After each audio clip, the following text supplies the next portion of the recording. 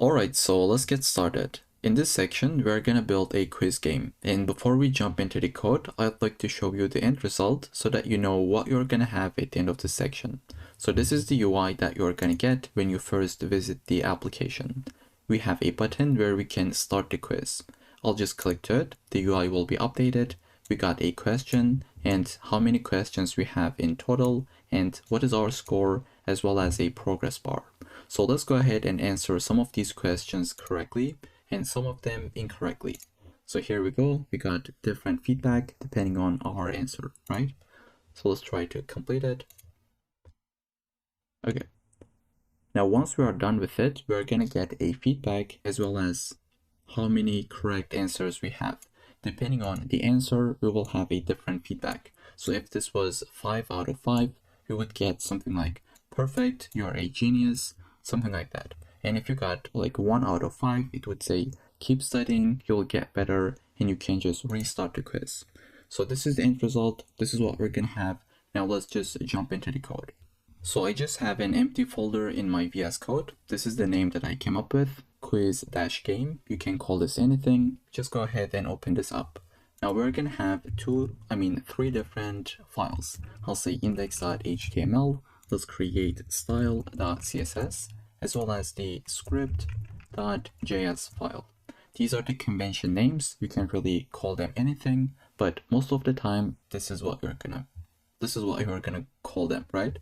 All right, so the first thing we'll be doing, get started with HTML, then we're gonna put the styling, and finally, we will put the JavaScript to make it functionally work, right?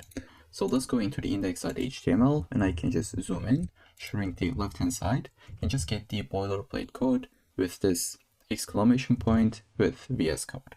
All right, let's just put the title, let's say quiz game, and then we can link our CSS file, right? We can say link :CSS.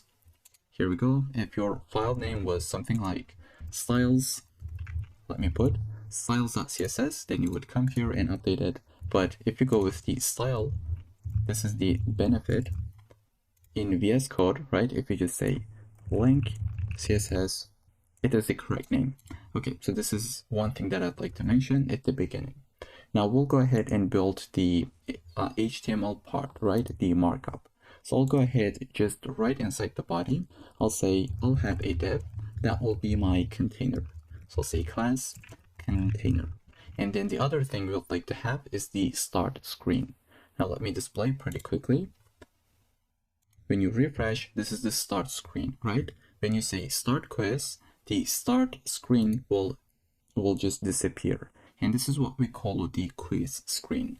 So we're gonna build two different divs for them. I'll say one div, and let's duplicate this. Give all the space. This is gonna be the start screen. I'll say class. It will take the class name of screen, and initially this will be the active. And then let's put an ID so that we can select it in our JavaScript file. I'll say start-screen. You can call this anything, but I would say just follow along with me. Just do whatever I do, like at least until you complete the project. Once you're done with it, you can go ahead, update anything, just customize the project, make it your own. But if you're following along, just go with me so that we can have the exact same output and you don't really encounter any problems. All right, now the first thing we'd like to have is the H1. I'd like to just put them side by side. Let me take this, if I can take that correctly. Okay, for some reason I can't. Okay, here we go. And I'd like to run this demo application. So this is the end result, but the one that we have, I'll just say open with live server. It should be right here. Here we go. Now I got some warnings because I am already running the demo application, but that's fine. Now we don't have any content at the moment, but let's go ahead and get started with it. The first thing we'd like to put is this H1 that says quiz time. So right inside this start screen, I'll have an H1 where I'll say quiz time and exclamation point. Right after this, we'll say p tag, and we can put this text. Let me copy and paste. We can type this out, and this should be the output. We're going to add styling just to make it nice. And finally, we'll have a button, let's say start quiz. And this will take an ID, let's say start btn. Okay, now let's build the other screen, which is the quiz screen, right? I'd like to maybe just shrink this a little bit more. Okay, so this is the one that we're gonna build for the quiz screen. Let's say class of screen, and we'll say ID will be quiz dash screen. Let's put the markup. So I'll have a div. This will be the quiz header that we have. I'll say class quiz dash header, and we'll say it'll have an h2 that will have an ID. Let's say question text, and we'll say question goes here. So you can put really anything here because we will update this value whenever we got a next question, right? As you can tell, this will be updated with JavaScript. Here we can see every single time this will be something else. So I'll just say question goes here. And then we'll go ahead and say div that will get the quiz info. So I'll say class quiz dash info. And then we can put something like p tag. And we'll say question. So this is the part that we are trying to build. We'll say question. And now, as you can imagine, this part is dynamic. So when you select something, it'll be updated. So we'd like to have this as a span so that we can have an ID. I'll say current dash question. And at the beginning, it'll be 1, but we will be updating it whenever we go to the next question, right? So for now, we'll just start with 1, and then we'll say of span. So once again, we'll have another span because we will say questions.length. Maybe in your code, you will add 10 different questions. So this will be dynamic depending on the length of the questions list, right? Depending on the array. So for now, just follow along with me. I promise everything will make sense once we just move forward with this project. All right, I can show you the entire screen. I'll just zoom out so that you can see everything in one line. Right after this p tag, we're gonna put our score, right? So I'll say give a little bit space, one more p tag, and I'll say score. Now this part once again will be dynamic, right? So we'll say span. Initially it'll be 0, and to be able to select it from our JavaScript code, we'll say ID of score. All right, so this is what we'll have for this span. So I would like to save my code. Right after the quiz header, I'd like to put an answer container. So this is that container. Here we can see we have a bunch of different answers, and we don't really know what are gonna be the answers because if you take a look at it, whenever the question changes, we got different answers, right? So this will be dynamic coming from our JavaScript code. That's why we're gonna leave the content empty. So let's see what I mean. We'll have a div. Let me zoom in. So we have the div. We'll say ID of, let's say, answers container, and this will take the class name of the exact same thing. Let's say answers container. So we'll use the class to give some styling, and we'll use the ID to be able to select the query selector, right? Now I'll just put a comment here. I'll say answer buttons will be inserted here from our JavaScript code later at some point. Okay, so this is what we're gonna have for the answers container, just an empty div. Then we can put the progress bar. I'll say div, let's say class of progress dash bar, and we'll go within this div. We'll have one more div with the, let's say, ID of progress and class of progress, just like that. The content will be empty. We will calculate it depending on where we are, right? Okay, now let's save. This is what we'll have. And finally, we're gonna have the result screen, right? Let me just pretty quickly complete this. Okay, so this is the results screen that we're gonna have. Right after the progress bar, as well as this div, which is our container for the quiz screen, right? We'll have one more screen. let's say div, this is the very last one, and we'll say ID will be result dash screen. And at the beginning of this tutorial, I said we're gonna have 2 screens, but my bad, turns out we are gonna have 3 different screens. The quiz screen, result screen, as well as the start screen, right? Okay, once again, my bad, let me just zoom in. This will have the class name of screen as well. And if you say active on this one, which is what we're gonna be doing once we complete the project, this is what you would see. But initially, this will not be the active.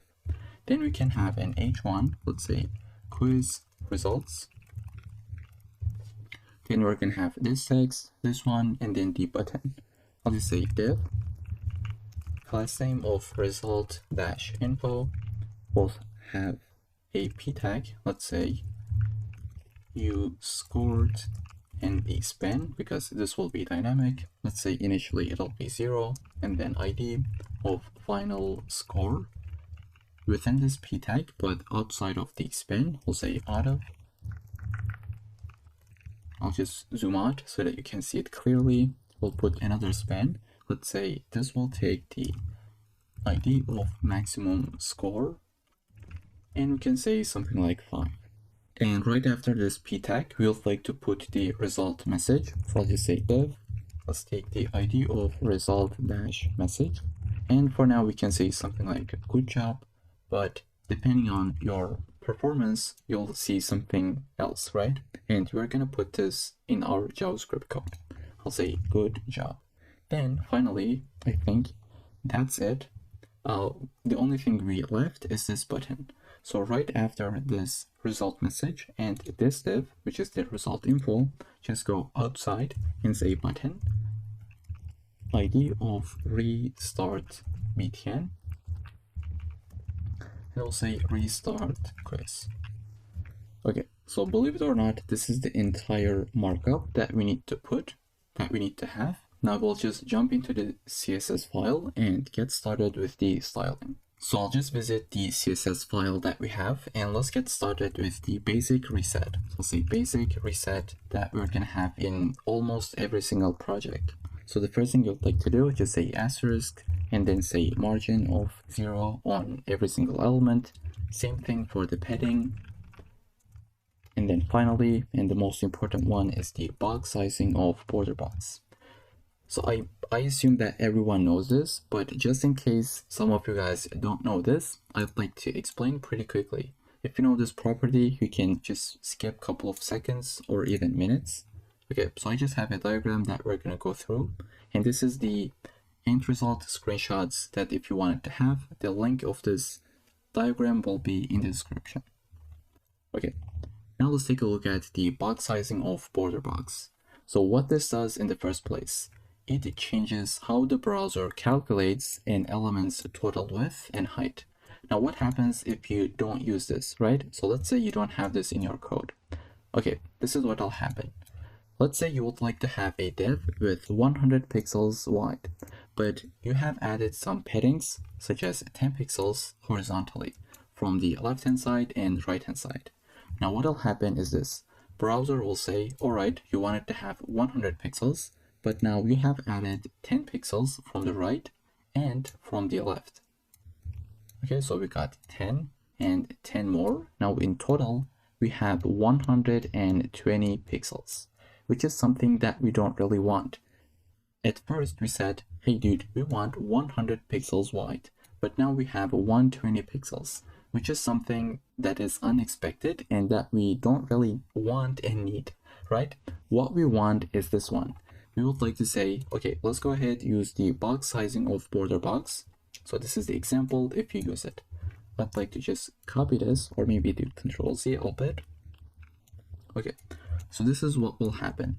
We have 100 pixels wide, and we would like to add some paddings from the right-hand side and left-hand side. They will be added, so we got padding from the right and left. They're equal to 10 pixels. Now the rest is going to be 80 pixels, because in total we have 100 pixels. And now if you take a look at this, at the end of the day, you still have 100 pixels wide div. And this is something that you'd like to have 99% of the time, trust me, you don't really ever want to have the other case where width changes. Because just imagine you came here in your code, right? You said, I want this div to be width of 100 pixels. And you write some more CSS properties, and then you said, all right, padding is going to be, let's say, 20 pixels. And then now the width has changed because you didn't use this property. And this is something really common. If you have ever got unexpected results, you would know that it is because of this property. I hope that makes sense. At the beginning, it kind of feels complicated, but at the end of the day, it just changes how the browser calculates an element's total width and height. Alright, so I'll just leave the example here. You can watch this again if you don't really understand it, or you can do some quick research. Just try to play around with it until it makes sense. Okay, now with this in mind, let's move on with our styling. This is something that I wanted to explain just before we continue, because this is the most important thing, I think. Let's say body, we're gonna put the background color. This will be a custom color like F5EFE6, just like this one. And then we can say display of flex. We'll say justify content center. And notice how I am using shortcuts. So I'll just say JCC and it should be completed. Same for the item. Let's say align item centers, or center I should say, AIC. Then we can say minimum height of 100 VH, and we can put the end result just next to it. Okay, so this is what we have at the moment. Let's say we would like to add padding from all directions of 1 rem, and then let's change the font family to be sans serif. Let's save. This is what we got. Now we would like to update our container. I'll go ahead, select this one, and I'll say background color of, let's say, white. This is gonna be for the container. We can add some border radiuses, let's say 1 rem, and then we can give some box shadow.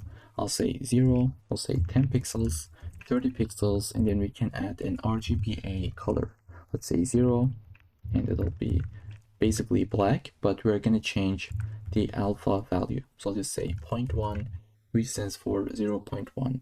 If you wanted to, you can change this, let's say like 0.7. It is a lot more dark, but I think it doesn't really look nice. This one is a lot better. It is just subtle, but if you wanted to, you can update it. Then we can say something like width of 100%, but the maximum width will be 600 pixels, just like that. And then we'll say overflow of hidden. Finally, we'll say position relative. All right, now we'll go ahead and just build our screens. We'll put some comments. Let's say screens. We'll have the screen class. That will be display of none for all of them, because we will add the active just in a second. Let's say padding of 2 rem, and then text align of center. Now everything will be disappear. Let's comment this. Okay, this is what we're gonna have. Only if we have the active class. So we'll say if screen has the active class, we'll say display of block. Here we can see. And if we take a look at the HTML code, we have the active class.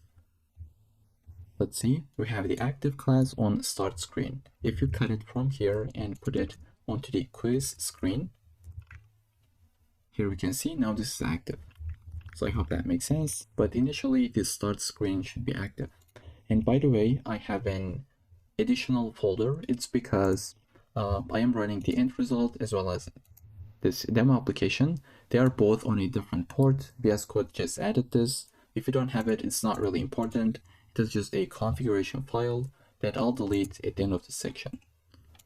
All right, now let's go into the CSS file and keep building our styles. Here I'll go ahead and just add the start screen. Okay, I'll select this start screen. Let's go ahead, select the ID. I'll say H1, and we can say color of, let's say E86 A33, and I'll say margin bottom of 20 pixels. Then we can say font size of 2.5 rem. Okay, let's say if this is what we got. This should be active on the start screen. Okay, I have a typo, that's why it did not work. Here we go, now it has been updated. Now let's move on. I'll just go at the very bottom. I'll have the quiz screen. So I'll say dot quiz dash header. You'll say it'll be margin bottom of 30 pixels, or you can go with 2 rem. It should be the similar values. And then we'll say question dash text. We can add some more styling to the colors like 333, and then we'll say font size of 1.5 rem. Let's say margin bottom of 1 rem, and finally line height, let's just increase it by 1.4, and then we can say update the quiz info. I'll say quiz dash info. We'll go ahead and say display flex, and you can always take a look at the end result just by going into the diagrams. Okay, so we're going to be building the quiz info, which is this part, I believe, right? We have something on the left, something on the right, etc. And we'll say display flex. Let's say justify content. Now it's going to be not center, but instead space between, because we have something on the right. I mean something on the left and something on the right. So they should be space between.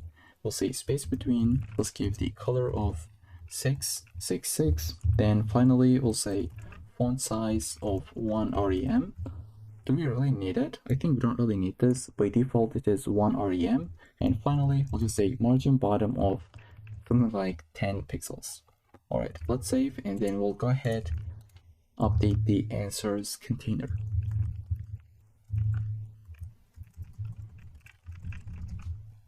Okay, so right here I'll have display of flex, but this time it'll be flex direction of column, because as we can see we have something at the top, right? And then it is just going in the column direction. Then we'll go ahead and say gap of 10 pixels. Finally, margin bottom of 25 pixels, let's say. Then we can put the answer button. So every single one of these that you see, let me change the color pretty quickly. So this is an answer button, this is an answer button, right? Every one of them is an answer button. So let's go ahead and build it. I'll say dot answer dash btn. This is the class that we had. Now we'll just say background color of this custom color F8, F0, and E5. Then we'll go ahead and update the color itself. Let's say it'll be 333. Then let's update the border. I'll say 2 pixels, and the solid and color of EAD BC8. Alright, we'll go ahead and say border radius. Here we can see they have some rounded corners, so we can say 10 pixels, and then we'll give some padding. Let's say just 1 rem, and then font size, let's say cursor will be pointer. Then we can say something like text align of left. And when we hover over this, we want the color change. So I'll go ahead to say restart the quiz. Here we can see the background changes. So we can say something like answer btn hover, and we'll say let's say background color will be updated to this value. I'll say EAD BC, but it'll be 8 this time. And then we'll say border color will also be updated. We can say border color. This will be DAC0AE. And let's actually take a look at what we have. So currently we cannot see that part because we don't really have the answers, right? We don't really have anything in the markup. This would be inserted. So we cannot really test it out, but we can take a look at the end result. And I want this transition to be like smooth, as you can tell right here. It just slowly fades in. So we can go ahead and add it right here. I'll say transition will be on everything. Let's say all, and it'll be 0.3 seconds, and we can say the ease function. Okay, then we can change the correct and incorrect styles. I'll go ahead and say answer button dot correct. So if it is correct, we're gonna get this green feedback. I'll say background color, it'll be this one, E6, FFF, and 0. So it is kind of like greenish color. And then we'll have border color, it'll be something different, like A3F0C4. Finally, the color itself, it'll be 28A745. Now let's duplicate this basically. I'll select everything, duplicate this, but this time it'll be incorrect. And for the colors, please feel free to go ahead, pause the video, type this out. This is what I'll be doing, just copy and paste, and then we can move forward with the progress bar. Here I'll go ahead, say, select the class, and we can give it a height like 10 pixels. Then we can say background color of, let's say F8, F0, and E5. And this should have the hash at the beginning. Then we'll say border radius of 5 pixels. It is just a little bit subtle, as you can tell. Then we'll say overflow of hidden. Finally, we can give some margin top of something like, let's say 20 pixels. And then we'll just get the progress itself. So one of them is the container, right? This is the container and this is the progress itself.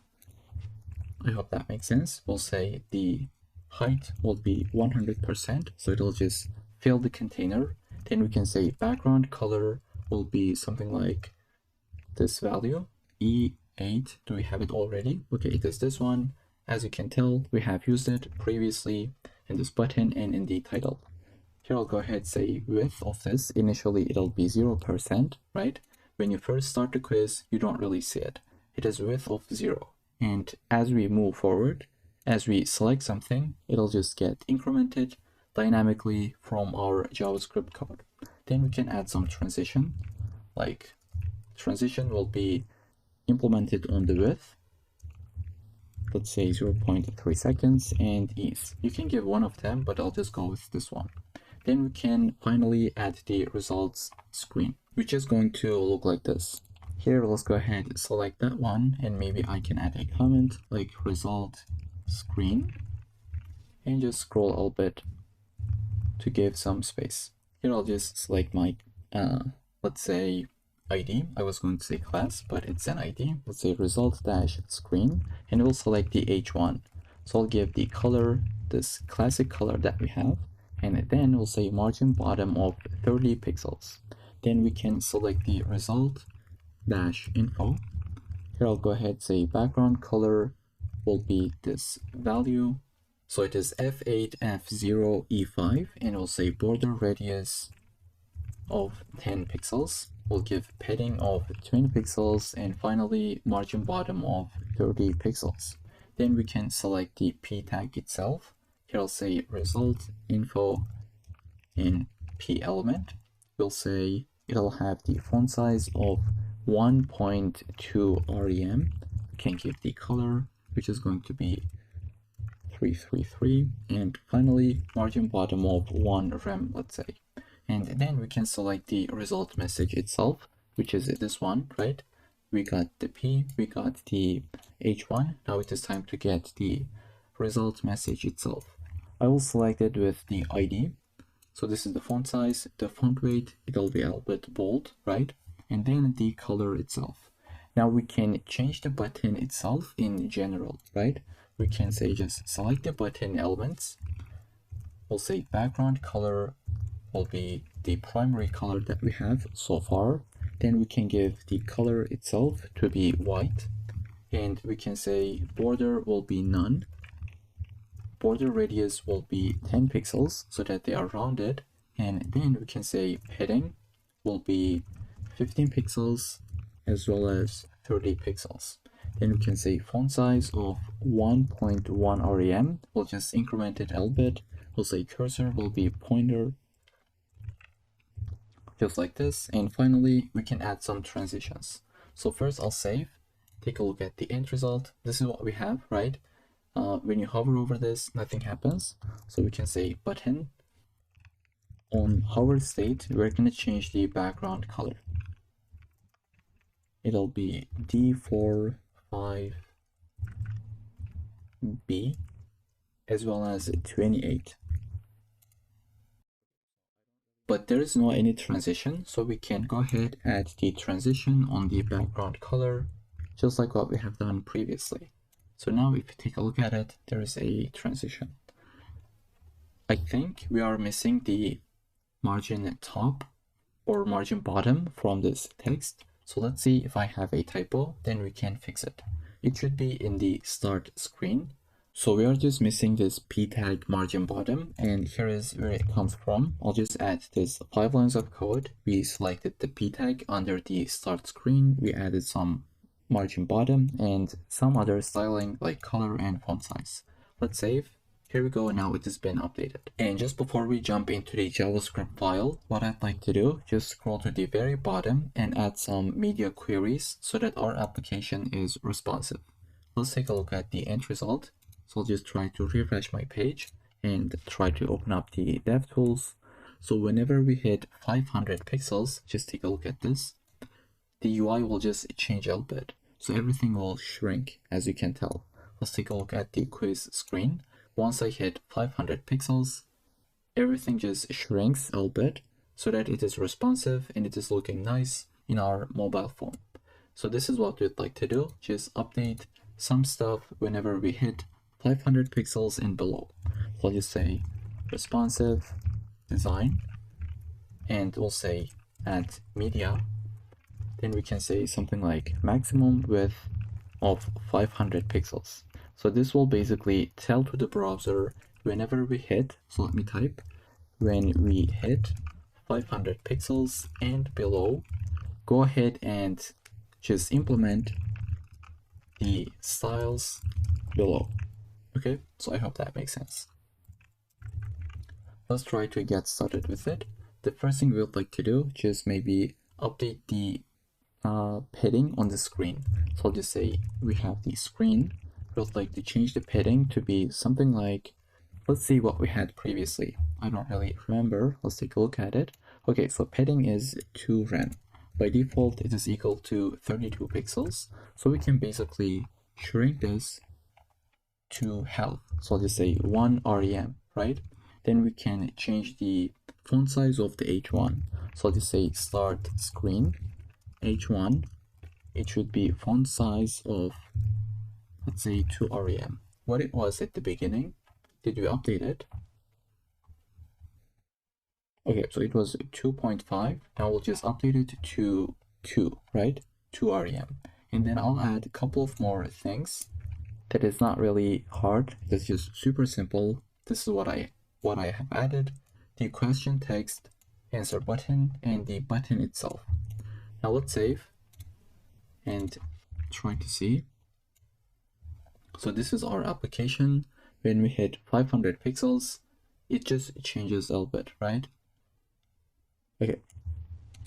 You can pause the video, change anything that you wish, but these are the values that I'll have. Now that we have the styling as well as the markup, we are ready to get started with the JavaScript file.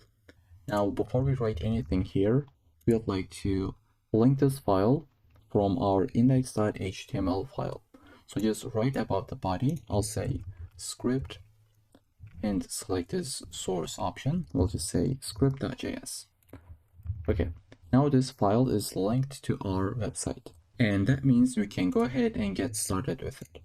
So the first thing we would like to do, select our DOM elements. So I'll go ahead, add a comment, and we'll have a bunch of different selectors. Let's say the first one will be start screen.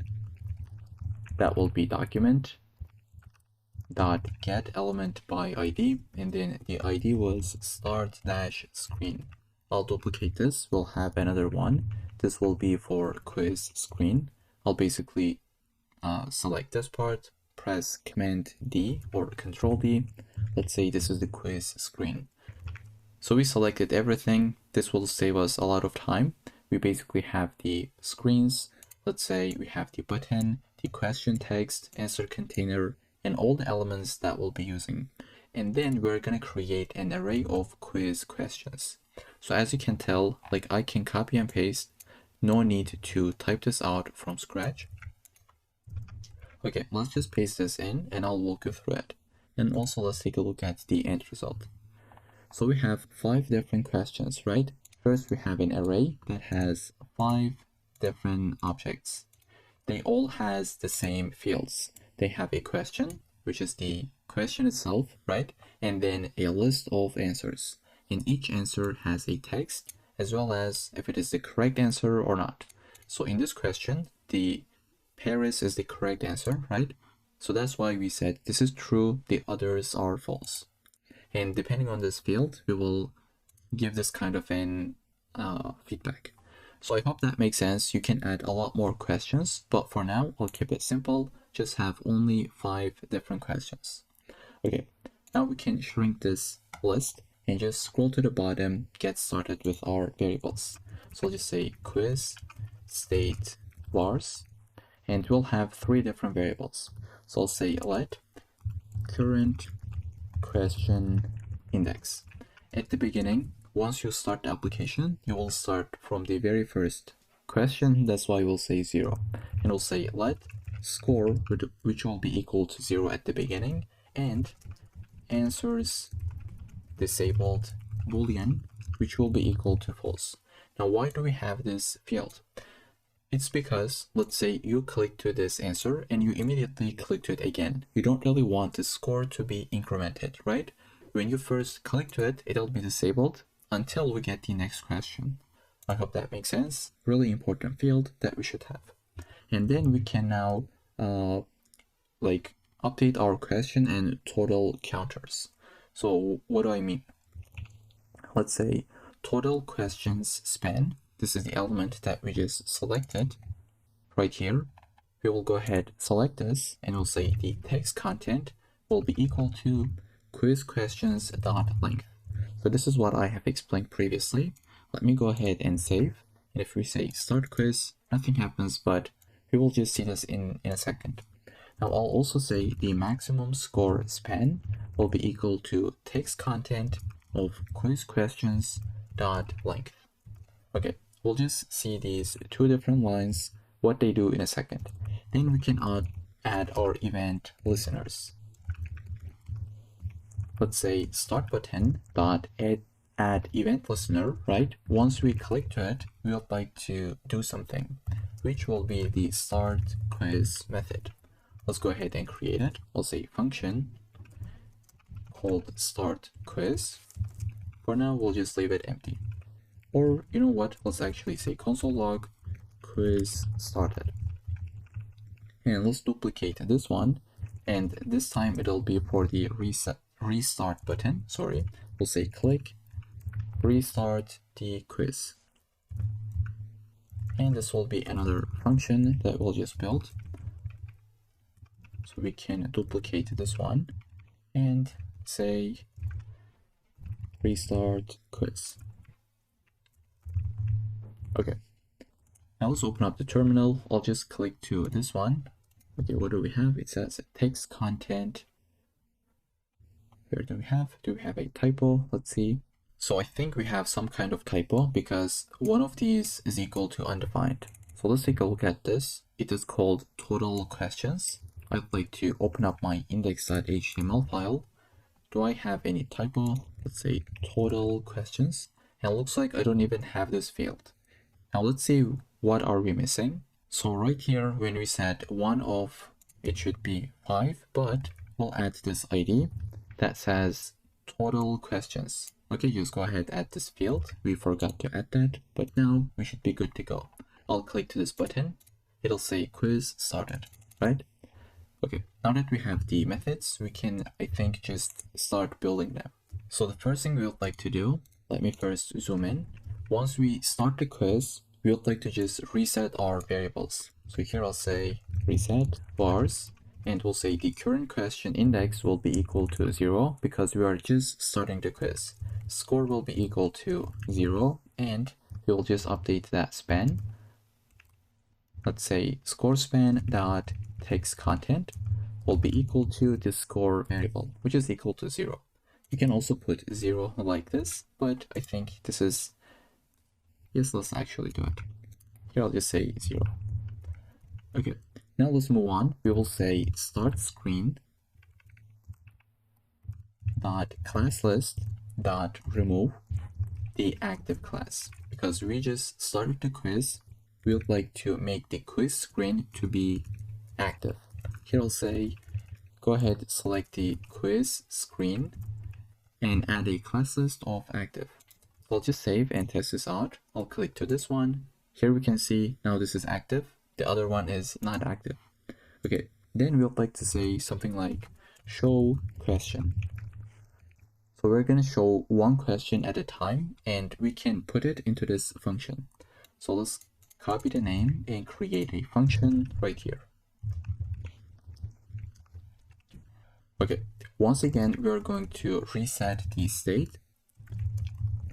That will be answers disabled of false. Because if we are going to show the question, we would like to not disable the answers, right? Here I'll go ahead and get the current question. So I'll say const current question. And we can say something like quiz questions. And we can add our index, which is the current question index. We got the current question. Now we can update the question number, right? Which is going to be this part. So here I'll say current question span dot text content. We'll say whatever the current question index is plus 1, because this will start from 0. We would like to say something like 1.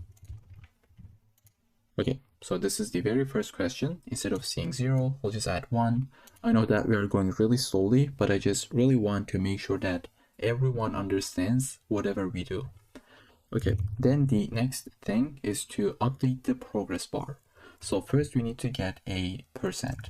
I'll say const progress percent, and let's try to calculate it. I'll say current question index divided by quiz questions dot length. I'll just zoom out, multiplied by 100. So this is the math that will give you the percent correctly. Then we can say progress bar dot style dot width, and we'll say whatever the percent is, this is what we have calculated, we'll say plus percent. Now imagine this is what we're doing. Let's say the percent is equal to 50. Now the width will be 50%, so it'll be something in middle, right?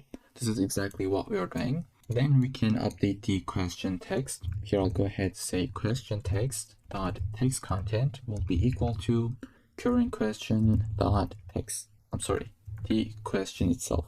Because if you take a look at this array, we have the field, which is the question. It is this part, right? And this is exactly what we're doing.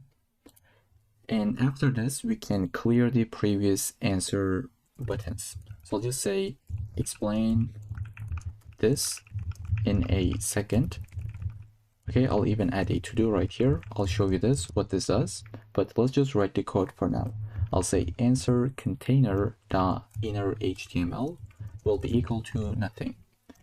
Then we can create the answer buttons, right? So this is a button, this is a button, so on and so forth. What do we want to do? Basically, go through these questions for every single answer, right? For this answer, for this one, and all of these, we would like to create buttons. So this is exactly what we'll be doing.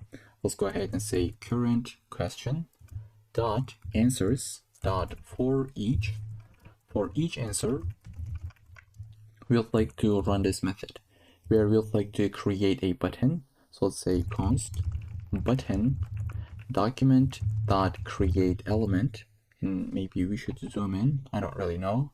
Let's zoom in. Okay, we'll say create an element that is called as button, right? Then we'll say button dot text content. We'll add the answer dot text, such as like Venus, Mars, Jupiter, whatever that is. And then we'll go ahead and say button dot class list dot add. We'll like to add this answer button so that we can get the styling. And then one important thing, we need to add the correct property on the button, right? So this is false, this is true, and these are false. How do we add it? If I click to it, how my code knows that that was the correct answer? Well, we can use what we call a data set. So here I'll say button dot dataset dot correct, and you can call this anything really, like true, but like anything, seriously, but it should be correct so that our code makes sense, right? This is at least what I'd like to call it. And I'll say it is equal to answer.correct. So either it is true or false, and only one of these buttons will be equal to true. And I'd like to put a comment, so I'll say what is a data set. Now basically it is a property of the button element that allows you to store custom data. Okay, so you would like to use a data set whenever you want to store some custom data.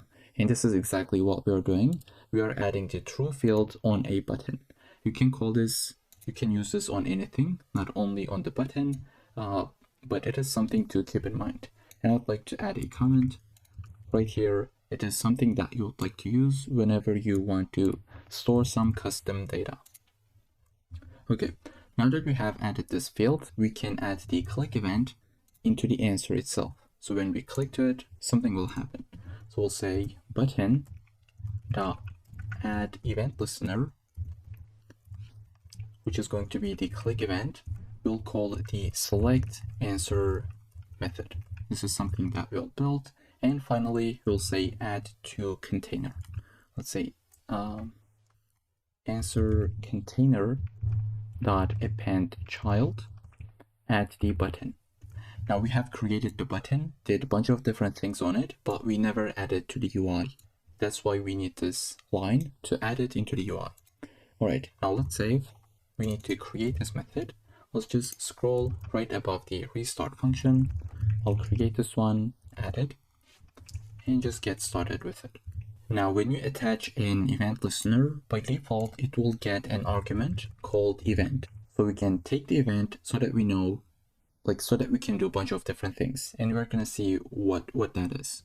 Now, as I said before, when we click to an answer, we should check if the answer is disabled or not. So we'll say if answer disabled is equal to true, we'd like to just return don't do anything. Otherwise, the score would be incremented in a way that we don't really need.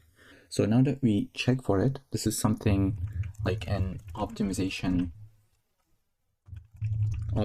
check, really. Then we can go ahead, say answer disabled will be equal to true, because we are just selecting an answer, and we'll say get the selected button.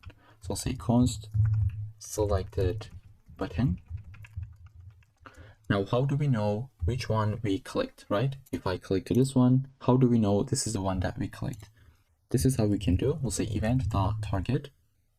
This will basically give you the selected button. And we can say const is correct. This will be a boolean, and we'll say selected button dataset correct if it is equal to true. If this is the case, that means it is correct. Now notice how this and this one is matching. So here, if you said something like hello, you should also say hello, right? They should match. So once we got the variable, we would like to do something. Let me display. Now when we click to this one, we are getting some kind of a feedback. If you select the wrong answer, you get another feedback. So we would like to add a class that would update it. And this is exactly what we'll be doing. So I'll say array.from, and I'll explain why are we using it. Let's say answers container.children. We'll basically convert this into an array. I'll add a to-do, explain this in a second. Okay, now that we got all of them, we'll say for each, every single button, just run this method. We'll say if button.dataset.correct, if it is equal to true. In this case, we would like to say button.classlist.add, just add the correct class. But else, we would like to add the incorrect class. So we'll go ahead and just say add the incorrect class. Let's save. Right after this, we would like to update the score if it is correct. So say if is correct, go ahead, say score plus plus, which is equal to 1, and we'll say score span dot text content is equal to score itself. Here we go. And just before we move on with the next question, we would like to just wait a second, right? Here we can see we have 1 second of delay right here, and then we move on. So this is what we would like to do. And if you want to add some delays, you would use the set timeout method, which would take a callback, as well as the timeout, which is going to be in milliseconds. So let's say we would like to wait about 1 second. So let's put 1000 milliseconds, and then we say current question index will be incremented. Then we'll say if current question index is less than quiz questions dot length. Now what are we doing here? Let me add a comment. I'll say check if there are more questions, or if the quiz is over. Because if the quiz is over, we're gonna see this screen, but else we'll just show another question. So if this is the case, that means we can show more questions. I'll just say call the show question method, but else we'll just say show results, which is another method that we need to create. So let's move on. We are almost, we are near to complete this file, and I'll walk you through it from start till the end. Okay, so if we want to show the results, we need to first hide the quiz screen and show the results screen. So this is what we'll be doing. Let's say quiz screen dot class list. You would like to remove the active class, and you would like to duplicate this. This time you would like to add the active class to the result screen, just like this. Then we would like to update the final score text content to be the score itself. Then we'll go ahead and say, so we will say something like good effort, or you're genius, or you're really bad, depending on the percentage, right? So here I'll click to say get the percentage. That will be equal to score divided by quiz questions dot length multiplied by 100, and we'll say if this is equal to 100, then we can say something like perfect, you're a genius. But we'll add a bunch of different else cases. So I'll say else if, and instead of typing them out, I just paste it. Here we can see we have else if of 80% and above, great job. Here 60 and above, good effort, all the way down to 40 and below. We'll just say keep studying. So this is really basic, that's why I didn't want to type this out. Let's leave the restart quiz functionality, or let's just build it. It's really simple. Then we'll just test out our application. Here I'll go ahead and say something like result screen dot class list dot remove. We'll just remove the active class. Then we can say start the quiz itself, because we're just restarting it, right? Let's save and give it a go. I'll refresh my page and say start the quiz. Here we go. Let's put the correct answer. This is what we got. We can say something like, again, correct answer, add the wrong answer this time. And there is one thing that is different from the end result. So if we select the correct answer, the wrong ones are also displayed. So we can fix it by scrolling to the top, where we have this else case. Here I'll say else if the button is equal to select that button, only then we would like to do this actually. Now let's save and give it a go. I'll put the wrong answer. This is what we got. We don't really see the wrong on all of them. I think it just makes it a lot more cleaner. Let's put the wrong one. Okay, so I hope that makes sense. Now we have some to-dos. Just before we get into it, let's complete the app, complete the quiz. Okay, we can restart it. Everything works as expected. Now let's take a look at the to-dos that we have. So I will just go ahead and delete this for a second and try to run my quiz, give it an answer. Now in the next run, as you can tell, the previous answers did not got removed, right? We got the new answers, but the previous ones are still here. So that's why whenever we show the questions, we would like to first get rid of the previous questions. So we say the answer container will be equal to nothing, right? Just go ahead, clear the content. I hope that makes sense. That was the very first to-do that we have. Now I can delete this to-do. And the other to-do that we have, let's just search for it. Okay, so we need to explain this array.from. Why do we need it in the first place? Now the short explanation is, this is not an array. First, we need to convert this to an array so that we can use dot for each method. But the longer answer is, let me try to explain by displaying it. So I will copy this, and whenever we start our quiz, I'll just say console log this into the terminal. Okay, let's open up our terminal and just try to see this in action. I'll say start the quiz. Now, as you can tell, this is an HTML collection. And you cannot really say something like children dot for each. I'll try to do it. I'll say, get the element and say console log the element itself, right? Now, if you take a look at it, we should get some errors because you cannot really use the for each method on it. But if you wrap this with array.from, just like this, now this entire thing is an array. You can use for each on it. Let's save and take a look at it. Here we can see, even though we got undefined, but we didn't got any errors. That means it is working. And this is exactly what we are doing. So I would like to put a comment right here on this to-do. So I just deleted that to-do comment, and this is what you're gonna have instead in the source code. And there is one thing that we are missing just before we end this section, which is the progress bar. It's because I am missing, I am having a typo. This should be double S, so progress, just like this. Now if we save, hopefully it should be right here working properly. And the other thing that we have that is missing is the score variable. Now it is working correctly, but once we restart the game, it is going to crash. So notice how we have 3 in this game, and if I say restart quiz and go with this one, now it is 4. Well, the reason is when we said reset the variables, here I just said we're gonna have the score that will be equal to 0, and then for some reason I have deleted that. So I don't know why I've done this, but this should be right here, so that when we start the quiz, it will be equal to 0. Now let's pretty quickly go over this once again. So we're gonna have maybe 3 points once again.